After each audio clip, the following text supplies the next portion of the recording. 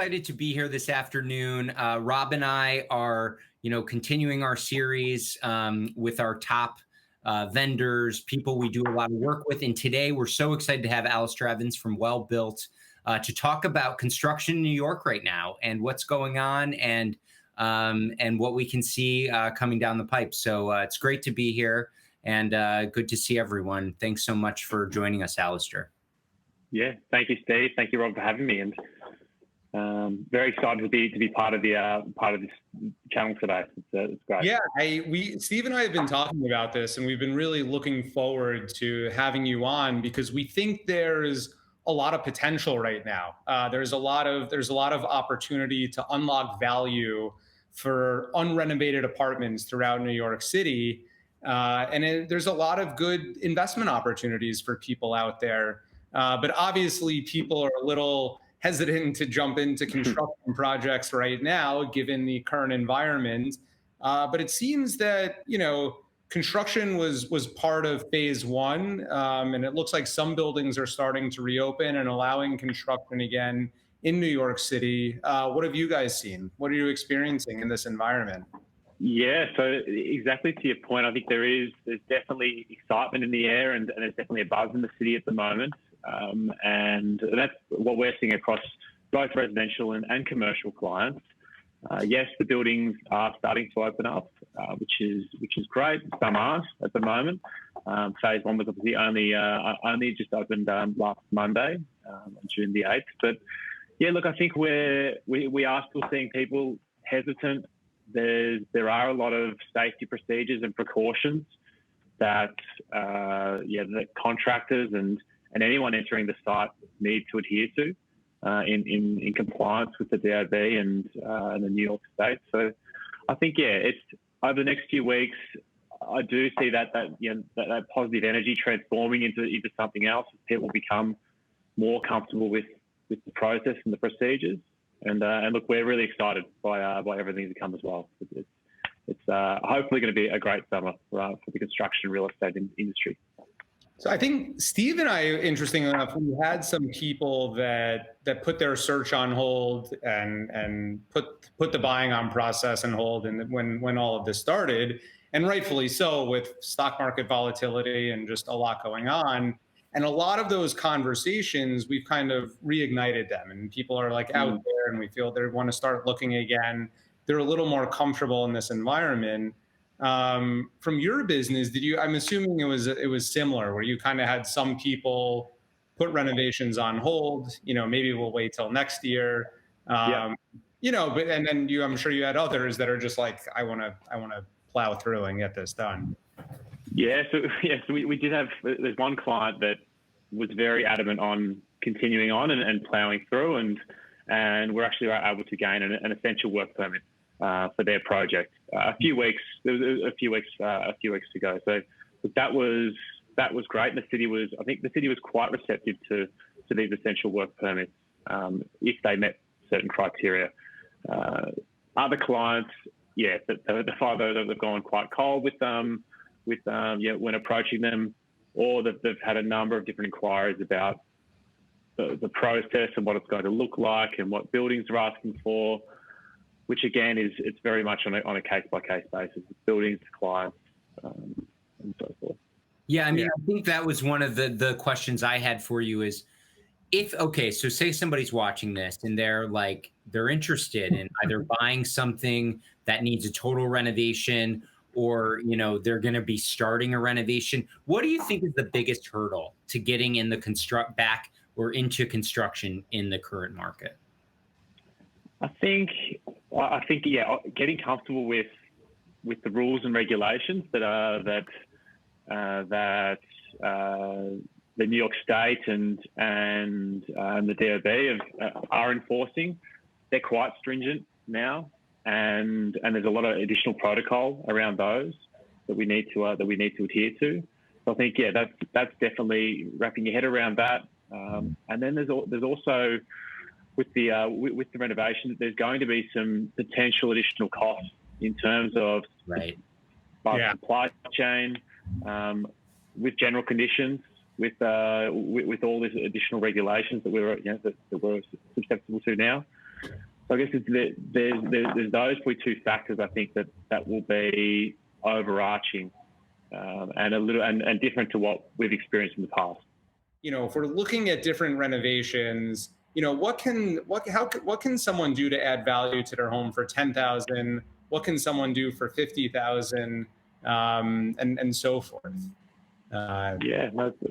It's a great question. I think we're seeing a number of inquiries are probably across that $10,000 to $50,000 range at the moment. People are just interested in, and as you alluded to, unlocking value and adding a bit of life to their property and apartment. So I think like 10,000 is still a number that could work with these renovations, and you can definitely add a lot of value through painting your property, through adding some decorative wallpaper, hanging some art. There's a few ways there which can definitely help. Give the apartment or the house a potential new lease on life. And what do you think? Like, so okay, you get 10,000 New York City. We all know is very little, right? So you're gonna basically be like, paint. But it was like, all right, I've got $50,000 to $100,000 to spend. Where is my money? And say it's an apartment that could use a new kitchen, could use a new bathroom, new floor. Where is the money in that $50,000 to $100,000 best spent, in your opinion, in terms of like bang for the buck? I think $50,000, you'd be obviously focusing your attention on the kitchen and bathroom. You could potentially look to do either a more major upgrade to one or the other there. To do both, and a major upgrade would be a full gut renovation. Right. You'd be hard pressed to do to get both $50,000. So you'd focus your attention on one or the other. It'd probably lean potentially towards the kitchen to begin with, and then you can, I guess, with the bathroom, you can lay some new tile or regrade existing tile, reglaze the tub. Right. Again, paint the bathroom. Those sort of things that they can fall within that $10,000 bracket. So they can also you can do it to a more premium level. Have that in the $50,000 range, along with your kitchen as well. And with that, you'd be looking to paint your apartment, potentially finish some flooring, and then I think you'd be just about tapped out at that $50,000 range. It doesn't go far. It doesn't go. No, unfortunately not. So, Alastair, moving on, I wanted to talk to you about a new program that Wellbuilt's doing. Of course, we know Wellbuilt is a full-service contractor. You do huge houses, apartments, townhouses all over the city and the suburbs and the tri-state area. But so you've created this new program, and you're calling it, I think, the Property Turnover Team. And I wanted to hear more about that because I think it's a really a great program that a lot of people could be interested in. Yeah, no, it is a new program that we've launched. It's probably a few years old now, but the Property Turnover Team is part of the Wellbuilt Group, and but acts independently as a set up as a additional organisation.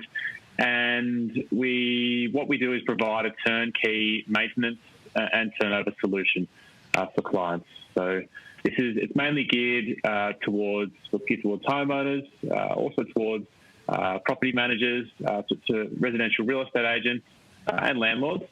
And what we do is we self-perform all tasks.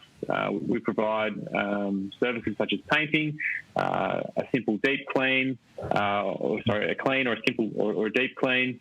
We refinish wood flooring. There's regrading tiles, reglazing tubs. There's minor electrical work, other handyman tasks, and so forth.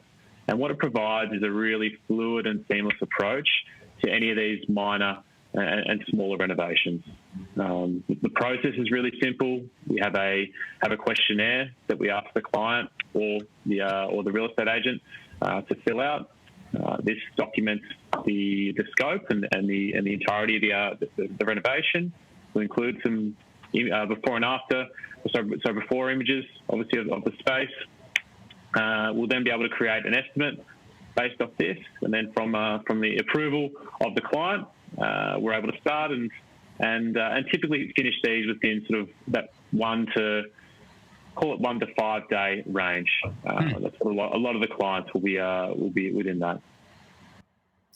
I think it's an excellent program because we are in, it's not only are we, in a buyer's market right now, but it's just everything is so curated. And when people walk into a home, they want it to be turnkey. We're talking about unlocking value and what people can do to unlock value, but not everyone wants to do that. Some people want to move into a home and they want it to be done and they want all those little things to be done.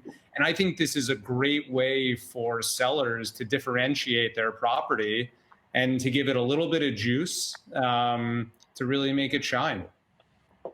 So Alastair, just to kind of wrap up, okay, so say we have a buyer and they're looking at this apartment and they're like, okay, we want to renovate. Like, what are your tips? And what advice do you give to a buyer who's going to start a renovation in this environment? Yeah, I think is the earlier you can get your team on board, the better. I'm sure that's what you reiterate to your clients as well. But I think having that professional, either from a design or construction sense, and having them on site and understanding of what you're looking to achieve from the space. Be that small or a large renovation, is absolutely imperative. I think that's a great piece of advice because it makes it very transparent from day one, and the client also feels very supported from day one as well. I completely agree. It's very important in an interesting construction world that we're about to enter into, even more so. I know. Fun summer for us all, but absolutely happy days. Yeah, I know. Thanks so much for joining us today. Really look forward to seeing you in person again. Yes, I know. Get rid of these Zoom calls. Yeah, I know. I mean, through this has been an interesting period of time, but it seems like we're all getting back to work now, which is great. And we're so appreciative for you to take the time and speak with us today. And definitely look forward to seeing you and working with you again soon. Brilliant. Thanks, Steve. Thanks, Rob. Cheers. Thank you. Bye.